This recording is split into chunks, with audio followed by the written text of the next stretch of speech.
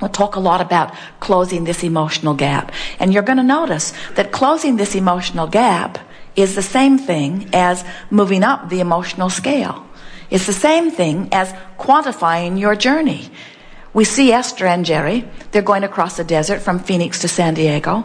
It's an easy journey, really, 400 miles. They know they must head west. It takes about 8 hours or 7 hours or 6 hours. It depends on which one of them is driving. And as they're moving out across the desert, we never see them get to about the halfway point or beyond Yuma and be so disappointed that they're not yet in San Diego that they freak out and get disoriented and turn around and go back to Phoenix. In other words, they don't go Phoenix, Yuma, Phoenix, Yuma, Phoenix, Yuma, Phoenix, Yuma, Phoenix, Yuma, Phoenix, Yuma, and then announce that San Diego is incurable.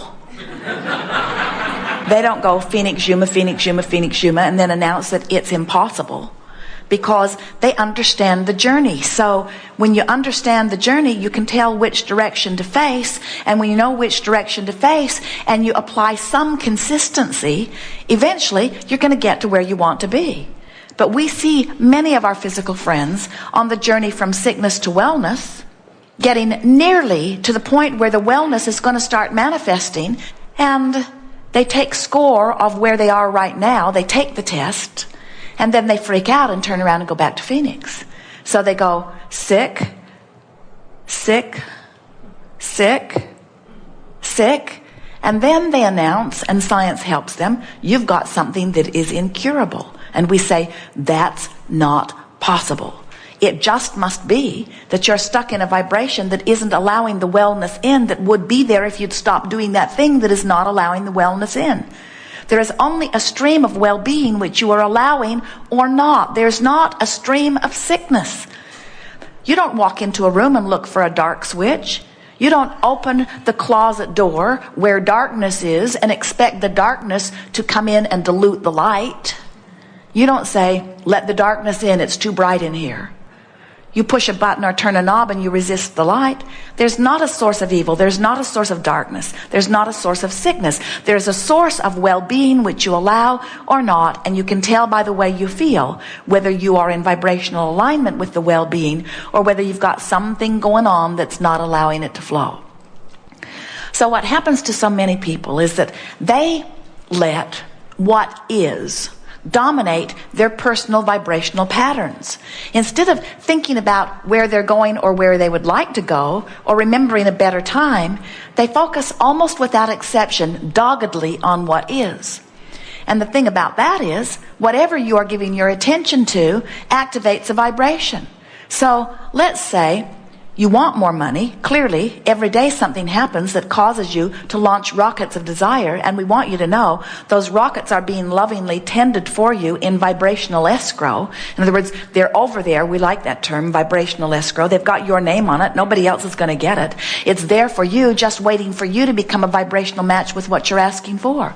And over a lifetime, you launch so many rockets of desire relative to so many things, but especially on the subject of money, that there is a veritable fortune lurking there waiting for you in vibrational escrow. We're not kidding you about that. If you know how many circumstances and events have been queued up, lined up for you, just waiting for you to close the vibrational gap.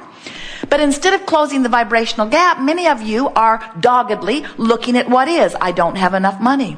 I'm irritated that I don't have enough money. I'm irritated that my friend does have enough money. I'm irritated that the government takes too much of my money. I'm irritated that things cost too much. As you keep beating the drum of what is, you stay stuck in Yuma, or worse. In other words, you go back and forth from where you want to be. And then you announce, after a long time of what feels like struggle to you, you announce that you just can't seem to get the gap closed and let money flow into your experience. And we say, first of all, you just got to get consistently pointed in the direction of more money. And you say, well, how do I do that? And we say, you follow the trail of thoughts that feel increasingly better. When you follow the trail of thoughts that feel increasingly worse, you end up in a manifestation that does not please you. 99.9999% of every creation is complete before there is any physical evidence. you've been marching in terms of thoughts, memories, pondering, in terms of what you're observing, imagining, in terms of what you're pretending. In other words, focusing, past, present, or future, is only about whatever you're giving your attention to. So when you're musing, you're focusing. When you're explaining something, you're focusing. When you're imagining, you're focusing. When you're remembering, you're focusing. When you're observing, you're focusing. So in every waking moment, you're focusing. And as you're focusing, you're offering a vibration that is either widening or closing the gap on a number of issues relative to what you want. Every subject is two subjects, what is wanted and lack of it. So when you pick up the subject stick called health, on one end of it is wonderful well-being, and on the other end of it is not wonderful, but horrible sickness. When you pick up the stick that says abundance, on one end of it is all of the money in the world that you want, and on the other end of it is not nearly enough. So every subject is really two subjects. And imagine this subject stick out there in your future, and off in one corner of the room is something that you're really going to like when you get there, and off in the other corner of the room is something that you're really not going to like when you get there. We hear people say, Abraham, it just came out of the blue. And we say, no, it didn't. It didn't just come out of the blue. You've been consistently marching in the direction of it. It's just that 99.99% of everything is complete before there's any physical evidence. So you've been offering a vibration that was contrary to where you wanted to be and what you wanted to live and how you wanted to experience life. And finally, the manifestation just caught up with you, and it feels like it just came out of the blue because you've been unaware of which corner you were marching toward with your complaining, with your noticing things that are not going the way you want them to go. We have a new technique that we're offering here that we would like you to understand that you must apply in every moment of every waking day, and that is, we call it the forking off process. In other words, here I stand wherever I am, forking off to close the crack. How's that? Here I stand wherever I am on any subject in the world, and I'm having a moment where I'm offering thoughts and having emotional responses to the thoughts that I'm offering. As you stand here having your moment and you care about how you feel, then your tendency is going to be to reach for the best feeling thought that you can find. And so as you reach for a little better feeling thought, you can't go all the way to feeling great, but as you reach for a better feeling thought and you consistently do that, before you know it, you're at that manifestation point and it pleases you as it manifests. But if you are complaining and worrying and fussing and fuming and angry and frustrated and overwhelmed and worried and more, then when you get to the manifestation, it will not please you, because nothing bucks your current. Everything reflects the vibrational frequency of your being. When you're standing in the midst of a manifestation that does not please you, and you don't take the time to try to make the best of it from where you are, all you do is cue yourself up for a later manifestation that's not going to please you either. Where if you are cognizant of where you stand and how you feel, and you make even the slightest effort to find the wouldn't it be nice if, or step back into a broader view and acknowledge that my life always works well, or, well, what's our next plan? What will we do? Recognize that in every moment, wherever you're standing, you've got options. And the options are very few. The options, in fact, are only two. I can approach this in a way that feels a little better, or I can approach this in a way that feels a little worse. And we want you to understand that, believe it or not, that simple forking in your now is everything that science of deliberate creation is about. You can't create far off into your future, and you can't create very far from where you're already vibrating. You can't quantum leap on the emotional scale. You can't be feeling despair and leap all the way into bliss, no matter how many people tell you that you should follow your bliss. You cannot move quickly up the emotional scale on subjects that you've been practicing any more than you can set your radio dial on 6:30 a.m. and hear what's being broadcast on 98.7 FM. The frequencies have to match up, you see. So what we're going to talk about here today is mostly about helping you to make peace with where you are. In other words, nothing very important is ever going on anywhere if you will just stand and regroup and then think Which corner do I really want to list or fork in the direction of? If the better feeling option feels better, then you've released the resistance. So what has happened is, this life experience has shown to you evidence of resistance that you've been lugging around that you were unaware you had until it manifested. Now, we want you to get more and more aware of the way you feel so that you are aware of things resistance-wise before they manifest.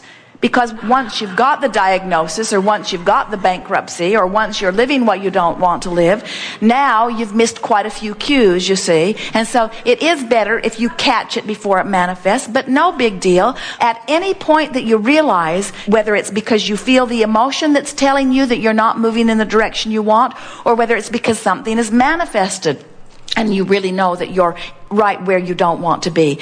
In either case, your work is the same. Your work must be to stand where you are because you've got no choice. You can't stand anywhere that you're not. You're standing in this vibrational place, in vibrational proximity to all of the things that your source has become because of you. And you have an option of trying to make it feel a little better or trying to make it feel a little worse.